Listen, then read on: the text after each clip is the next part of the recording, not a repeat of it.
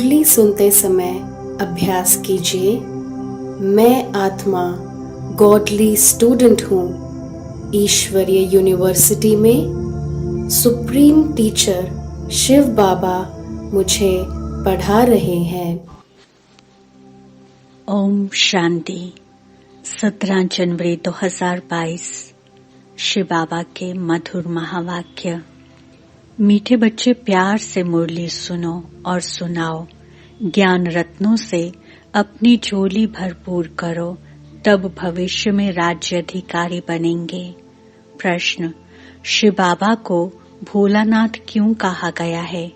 उत्तर: क्योंकि शिव बाबा सब बच्चों की बिगड़ी को 1 सेकंड में बना देते हैं। कहते भी हैं, राजा जनक को सेकंड में जीवन मुक्ति मिली तो एक जनक की बात नहीं, तुम सबको बाप 1 सेकंड में जीवन मुक्ति दे देते हैं। भारत की बिगड़ी को बना देते हैं, दुखी बच्चों को सदा के लिए सुखी बना देते हैं। इसलिए उन्हें सब भोलानाथ कहकर याद करते हैं। शंकर को भोलानाथ नहीं कहेंगे। आज का गीत भोलेनाथ से निराला।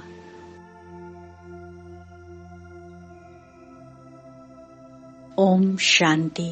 भोलानाथ बाप का बच्चों प्रति पहले डायरेक्शन है कि भोलानाथ की याद में रहो।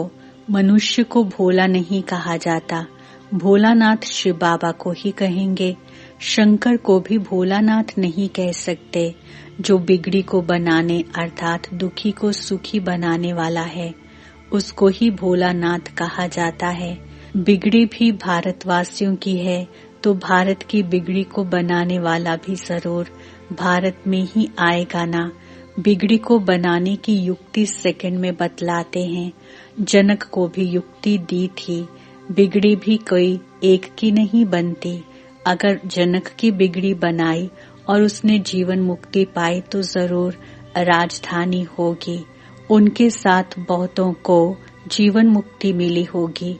भारतवासी ये भी समझते हैं कि भारत जीवन मुक्त था। जीवन मुक्त कहा जाता है स्वर्ग को, जीवन बंध कहा जाता है नर्क को। ये है राजयोग। राजयोग से ही राजाई की स्थापना होती है, एक जनक की बात नहीं। भगवान ने राजयोग सिखाया तो राजाई भी दी है। बरोबर देखते हैं सतयुग के लक्ष्मी नारायण ने राजाई कैसे पाई। अभी तो है कलयुग, प्रजा का प्रजा पर राज्य स्थापन हो चुका है। ये है पंचायती राज्य। इसके बाद है सतयुग। तुम जानते हो लक्ष्मी नारायण ने आगे जन्म में ऐसा कर्तव्य किया है, तब सूर्यवंशी राजाई पाई है। फिर है चंद्रवंशी, वे तो राज्य की ट्रांसफर होती है। तुम जानते हो गीता है सर्वोत्तम धर्म शास्त्र, जिससे 3 धर्म स्थापन होते हैं और हर एक धर्म का शास्त्र एक ही होता है। संगम का भी एक ही शास्त्र है। महिमा भी गीता की ही है, जिससे सबकी सद्गति होती है। तो सद्गति करने वाला एक ही है। गीता में बरोबर रुद्र ज्ञान यज्ञ का भी वर्णन है, जिससे इस पुराने नरक का विनाश होता है और स्वर्ग की स्थापना भी होती है। इसमें मूंझने की तो बात ही नहीं। बाबा ने समझाया है। पहले बाप का परिचय देना है कि विश्व में स्वर्ग की स्थापना करने वाला विश्व का मालिक ठहरा। वह है सबका बाप। फिर ये लक्ष्मी नारायण है विश्व के मालिक। उन्हों को जरूर शिव बाबा ने राज्य दिया होगा। अभी तो कलयुग है, भारत कौड़ी जैसा है, कर्ज बढ़ता जा रहा है, इसलिए सोना लेने का प्रबंध करते रहते हैं। भारत फिर हीरे जैसा कैसे बनेगा? लक्ष्मी नारायण को स्वर्ग की राजाई मिली है ना, ये भी तुम बच्चे जानते हो। गालियां तो खाना ही है।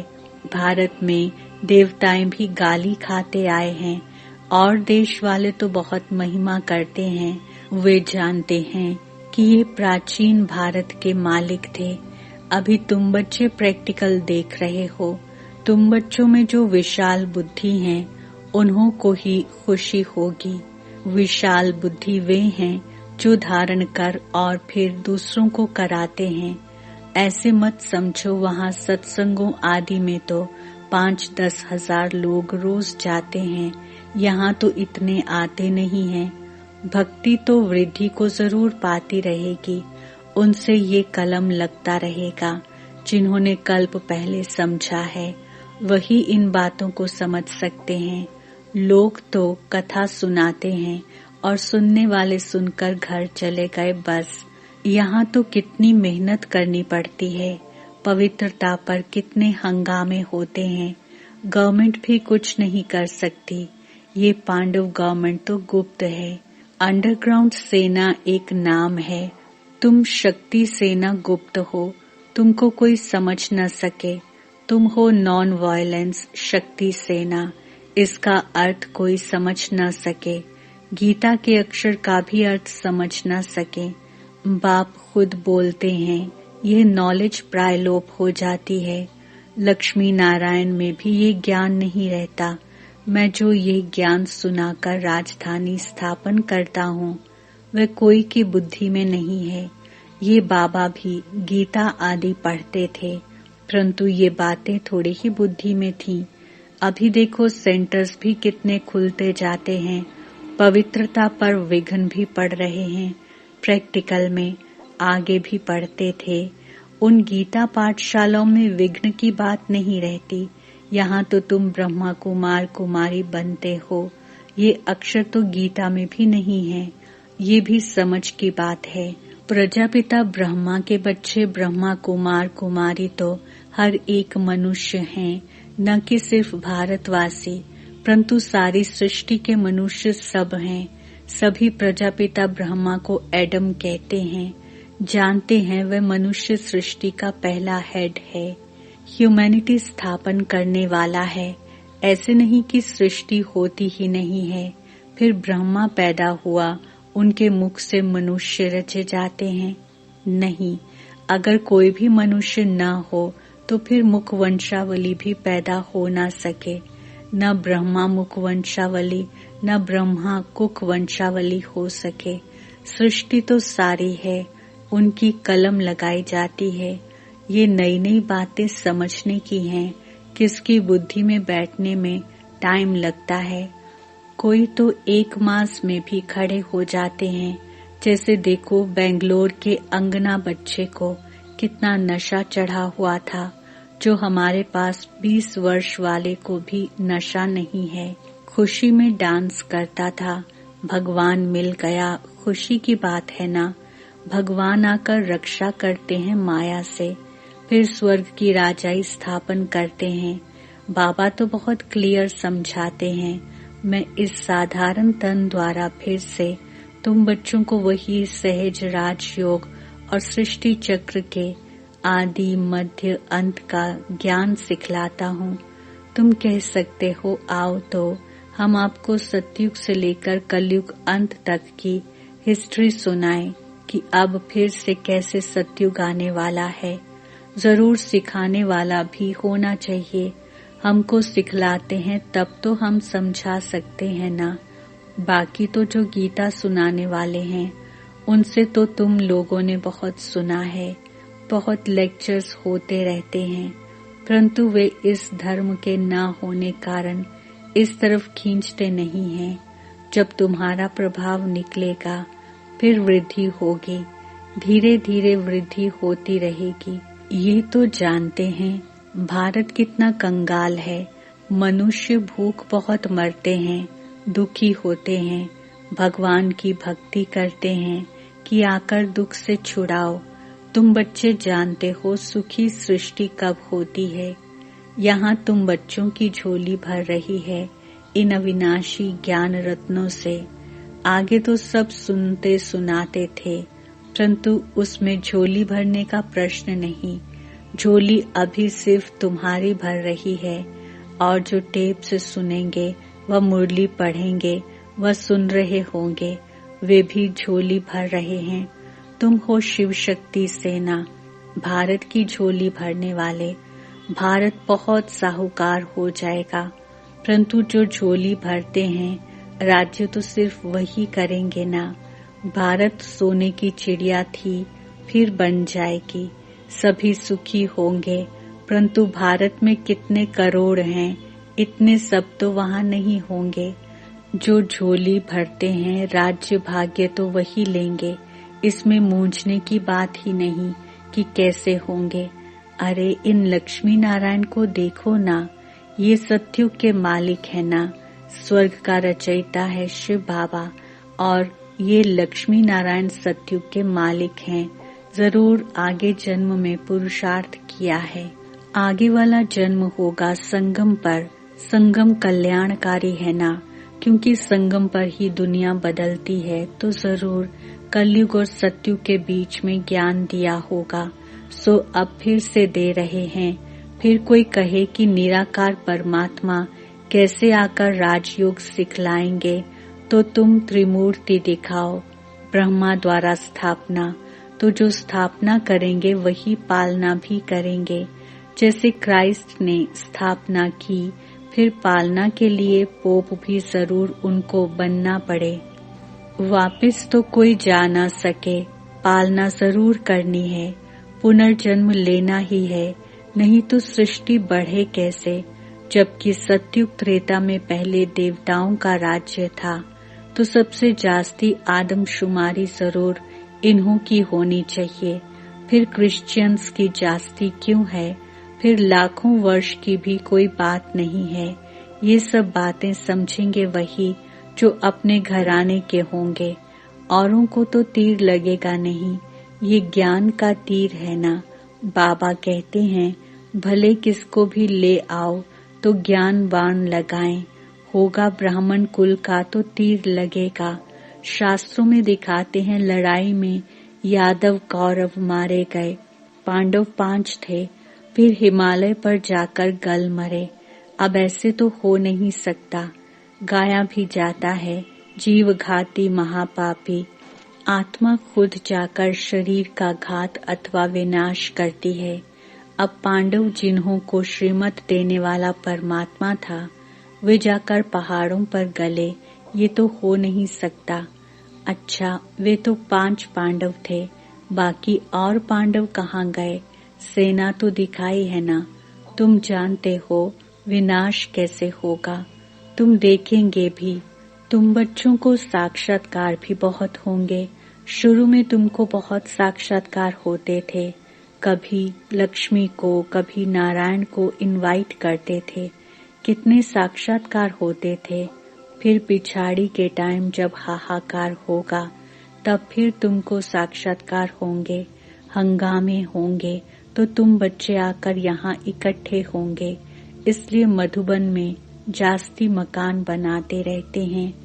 फिर तुम बच्चों को इन साक्षात्कार से खुशी में लाते रहेंगे। परंतु मासी का घर नहीं है जो सब यहाँ आ जाएं। जो सपूत बच्चे बाबा के मददगार होंगे वही आएंगे। अगर पांडवों के गलने की बात होती तो फिर मकान ही क्यों बनाते।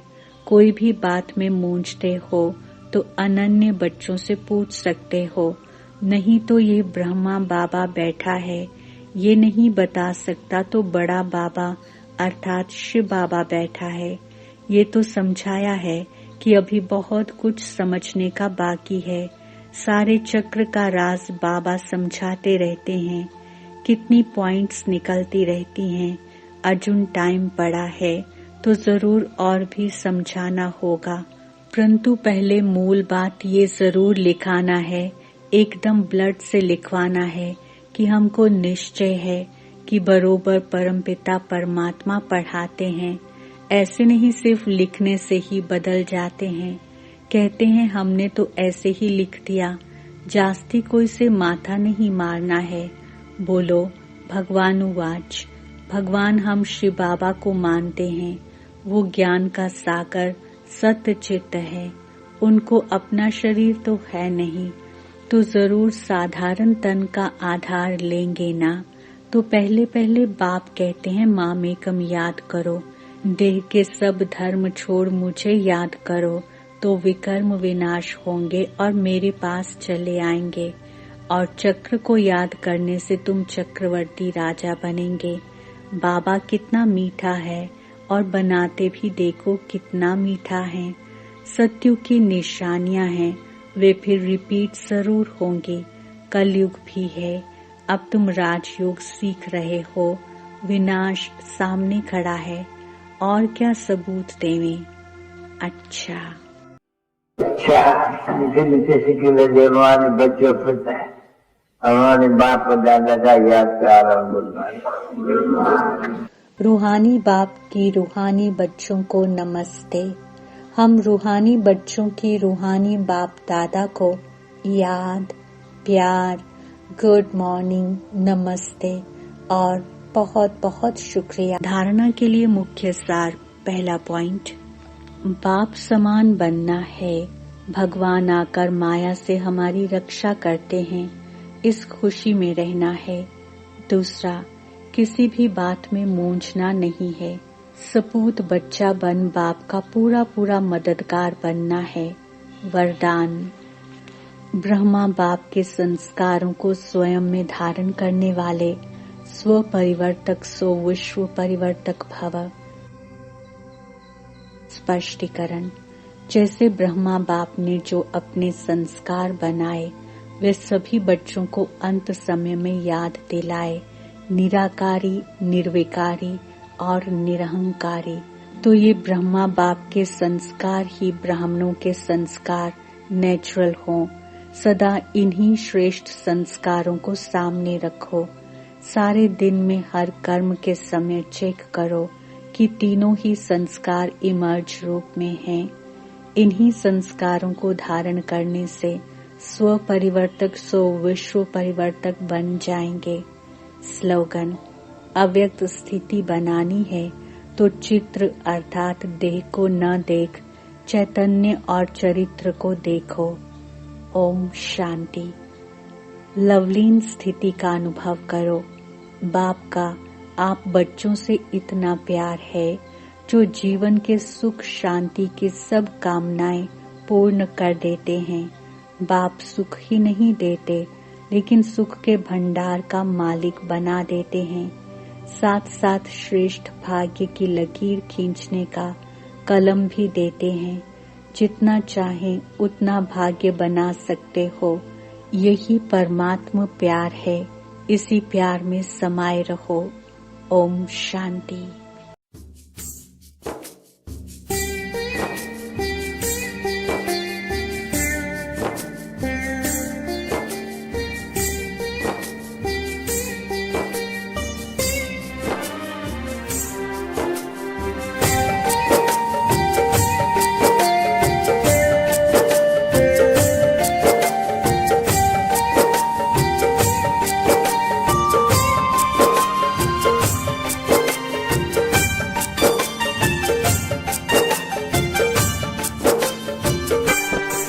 शिव भोला भंडारी त्रिलोकी अधिकारी, अब पधारे तन लिया है साकारी। शिव भोला भंडारी त्रिलोकी अधिकारी, अब पधारे तन लिया है साकारी। गीता ज्ञान गंगा से लाखों को तारा है, राजयोग से माना हमने शिव पिता हमारा है। शिव पिता हमारा है, ओ शिव पिता हमारा है। शिव भोला भंडारी त्रिलोकी अधिकारी।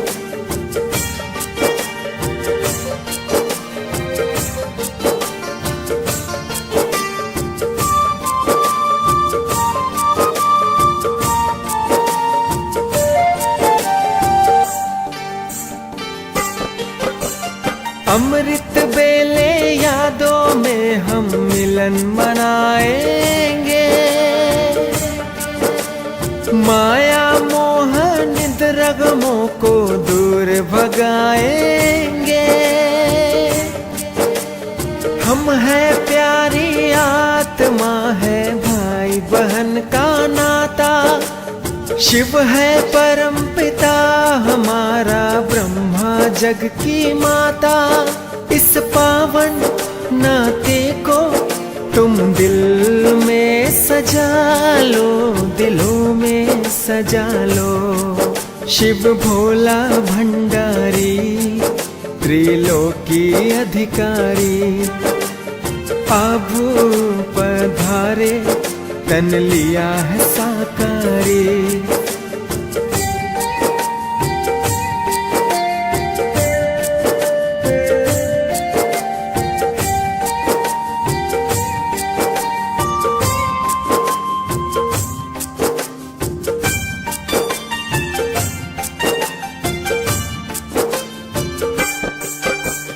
अब वापिस घर जाना है, ये भूल नहीं जाना। एक दूजे से अब अपने संस्कार मिलाना। प्रभु गुणों से भर लो तुम अनमोल खजाना। दिव्य गुणों से सजा लो जीवन सुहाना। ये संगम सुहाना, इसे सांसों में बसा लो, सांसों में बसा लो। शिव भोला भंडारी त्रिलोकी अधिकारी, अब पधारे तन लिया है साकारी। शिव भोला भंडारी त्रिलोकी अधिकारी, अब पधारे तन लिया है साकारी। तन लिया है साकारी, तन लिया है साकारी।